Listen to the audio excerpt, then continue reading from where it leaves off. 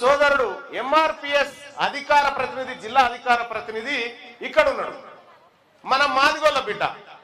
వాళ్ళకేం చేసిండు అంబేద్కర్, వీళ్ళు కూడా అన్యాయం అయిపోతారు అని వీళ్ళకో ముక్క పంచాడు. 2 ముక్కలు పోయినాయి కదా. 2 ముక్కలు పోయిన తర్వాత ఇక్కడ మన బీసీలు ఉంటారు కదా, మన బీసీలకు ఒక ముక్క పంచింది. ఇక మన రాఘవేందర్కు ఒక ముక్క. ఇక ఇంట్లో ఎన్ని ఉన్నాయి, 3 ముక్కలు ఉన్నాయి కదా. ఈ 3 ముక్కలు ఎవరికట అంటే వాళ్ళకట. అరే మేము బీసీలం ఎక్కున్నాం రా, ఇక్కడ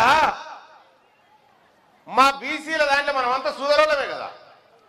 సూదరోళం అంటే ఎరికేగా మనము, మా సూదరోళం ఎక్కున్నాం రా, మాకు గింతమంది ఉంటే గీ ఒక్క ముఖ్యాడ సరిపోతుంది రా అనేమో రాఘవేందర్ చెప్తా ఉన్నాడు.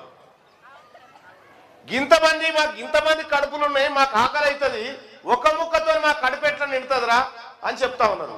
వీళ్ళు మోతాదు ఉన్నారు, ఒక ముక్క సరిపోయింది. వీళ్ళు మోతాదు ఉన్నారు, ఒక ముక్క సరిపోయింది.